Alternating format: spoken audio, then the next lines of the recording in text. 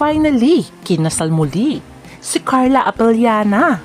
After ng kanyang failed relationship and marriage kay Tom Rodriguez, ay masayang nakatagpo muli si Carla Abellana ng bagong pag-ibig. Actually, ito ay kanyang ex-boyfriend. Noong siya ay high school pa, walang iba kundi si Dr. Reginald Santos. Matatandaan na nag-post si Carla Abellana na bride-to-be kung saan ay may celebration care of Ivy Clinic. Ngayon ay nagpakasal na siya, kaya ating alamin ang buong detalye.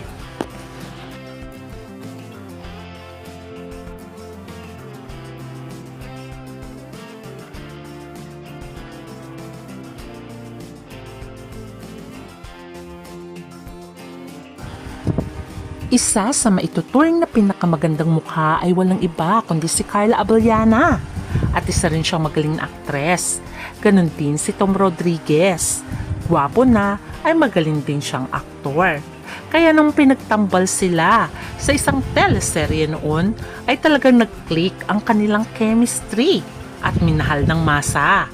Kaya naman marami silang followers at tinawag silang Tomcar. Nagkaroon sila ng relationship bilang mag-boyfriend and girlfriend at umabot din ng almost 7 years bago nila isipang magpakasal at nag-propose nga noon si Tom Rodriguez kay Carla Abellana kung saan ay tinanggap naman ni Carla. At dumating nga ang araw na nagpakasal si Carla Abellana kay Tom Rodriguez kung saan lahat ng Tomcar fans ay talagang masaya at napaluha dahil finally ay kinasal na ang kanilang idolo. Nilang pagpapakasal ay isa sa pinakamasaya ang mga magulang ni Tom Rodriguez at ni Carla Abellana dahil finally ay kinasal na nga ang dalawa. At makikita rin na masaya ang mga friends ni Carla Abellana sa kanilang pagpapakasal ni Tom Rodriguez. At syempre ang Tomcar fans ay talaga naman teary-eyed dahil meron na ngang forever sa kanilang idolo na matagal nilang pinapangarap na sana magpakasal na sila at bumuo ng pamilya. Pero ang pinapangarap na forever ng mga fans ay hindi natupad dahil after 3 months ng marriage ni Carla at ni Tom Rodriguez, sila ay naghiwalay. Hindi naging maganda ang kanilang hiwalayan dahil nga si Tom ay lumipad ng Amerika. Ayon nga kay Tom ay ginawa naman niya ang kanyang best para suyuin si Carla at humingi ng tawad pero hindi na pinagbigyan ni Carla Abellana. Iba-iba ang lumalabas na chismis na kesyo may one night stand daw itong si Tom Rodriguez. At marami din nagsasabi na marami daw itong nalustay na pera dahil sa maling investment na pati pera ni Carla ay natangay ng isang scammer. Ayon kay Carla, sinabi nga niya na I feel betrayed, disrespected and lied to. Kaya naman daw, nag-decide na itong makipaghiwalay kay Tom Rodriguez dahil wala naman daw pagbabago kay Tom. At sinabi nga niya noon na kailangan nila ng tulong. Pero hindi naman daw sumusunod si Tom. Kaya mahirap daw kung ang isang tao ay walang pagkukusa sa pagbabago. Kaya naman, ito siguro ang naging dahilan kung bakit tuluyan ng hiniwalayan ni Carla si Tom Rodriguez. Dahil mas mahirap nga daw na sila pa ay hahantong sa matagal na relasyon kung wala naman daw pagbabago sa taong iyon. Ayon naman sa mga netizens, siguro nga ang tinutukoy ni Carla ang anger management issue nitong si Tom Rodriguez. Dahil nga madali itong mapikon at narcissistic din daw ito ayon sa mga netizens. Kaya siguro ay hindi na matake ni Carla at lumabas na nung sila ay nagsama bilang mag-asawa. Although sinabi ni Carla na how many times din naman niyang tinry na i-save ang marriage. Pero mukhang isa lamang daw ang kumikilos at Tuluyan na nga niyang hiniwalayan si Tom dahil nakita niyang wala naman din daw ginagawang paraan sa pagbabago itong si Tom. Ngayon ay may kanya-kanya na silang buhay. Nakatagpo ng bagong pagmamahal si Tom Rodriguez. Isang foreigner ang ipinalit ni Tom kay Carla Abellana. Ito ay walang iba kundi si Cecilia Celis, kung saan ay nabuntis din ito. Kaya lamang ang mga fans ay nagtataka dahil hindi pa nga annulled at divorced si Tom at si Carla ay buntis na pala itong si Cecilia Celis. Dahil dito ay binatikos din si Tom dahil ang bilis-bilis daw nito magpalit ng babae. Siguro nga ay may kasalanang malaki ito kay Carla kaya mabilis naka-move on kahit hindi pa annulled. Totally ang kasal nila ni Carla Abellana. Samantalang si Carla ay maganda naman ang kanyang sinabi tungkol kay Tom Rodriguez na mabalitaan niyang may anak na ito. I think good for him.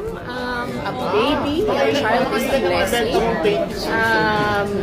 Hindi yan kumbaga, you embrace it And it's not something na parang, it's not shocking, it's a blessing, it's good for God.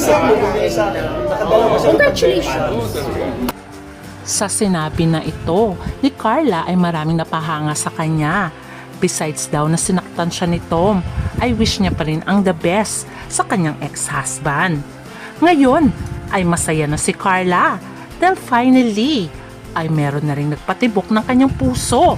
Ito ay walang iba kundi si Dr. Reginald Santos na isang Chief Operating Officer ng isang malaking ospital sa Quezon City. Alam niyo ba na si Dr. Reginald Santos ay ex-boyfriend pala ni Carla Abellana nung sila ay teenagers pa.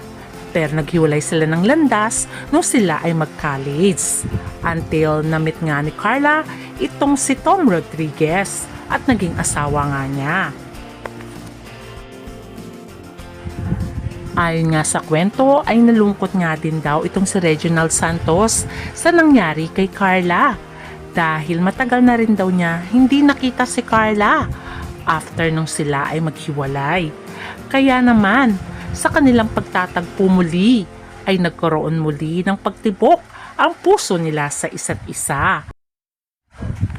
Noong mag-grant na ang annulment at ang divorce ni Tom at Carla Abellana ay sinuyo muli ni Dr. Reginald Santos si Carla Abellana. At talaga naman, masayang-masaya naman ang ora ngayon ni Carla nang magkaroon siyang muli ng boyfriend at nagpatibok muli sa kanyang puso. Although maraming nalungkot sa pagmamahalan na nauwi sa hiwalayan ni Carla at Tom Rodriguez, ay masaya na rin ang fans. Dahil kung saan masayang kanilang idolo, ay wish naman nila ang the best for them dahil tuloy na ngang nakamove on si Tom at si Carla at may kanya-kanya na silang buhay. Ngayon sa pag-iisang dibdib ni Carla at ni Dr. Reginald ay merong sinabi si Tom Rodriguez about sa kanila. And when you hear it, it's an honest reaction. I wish her well, wish them well, and I'm glad to know everyone is moving on. We all deserve it. I like the peace that I have now, so I'd rather not open that chapter kasi it's already closed there. Before this that letter was already written way in the past, and that's where it'll stay. I wish them well. I wish them well. Everyone deserves happiness, and we all deserve to move on. I'm glad we're all finally moving on. O diba, wish team ni Tom na maging maligaya. Si Carla Abellana, ganun din si Dr. Reginald Santos sa kanilang pagpapakasal. Kaya sabi nga nila, totally move on na nga si Carla at si Tom Rodriguez. Sana lang daw ay magkaroon pa rin ng pelikula at teleserye ang dalawa, alang-alang sa fans someday. Since totally move on na nga si Tom at si Carla Abellana, ay natuloy na nga ang pagpapakasal ni Carla Abellana sa kanyang boyfriend na walang iba kundi si Dr. Reginald Santos. Finally ay ikinasal na nga si Carla Abellana sa kanyang non-showbiz boyfriend na si Dr. Reginald Santos ngayong Sabado, December 27. At ayon nga sa balita ay napak-private daw ito. At talaga naman, selected lamang ang naka-attend sa kanilang wedding. Dahil nga sa kanilang pagpapakasal, talaga namang umani ng samot-saring congratulations sa kanilang dalawa.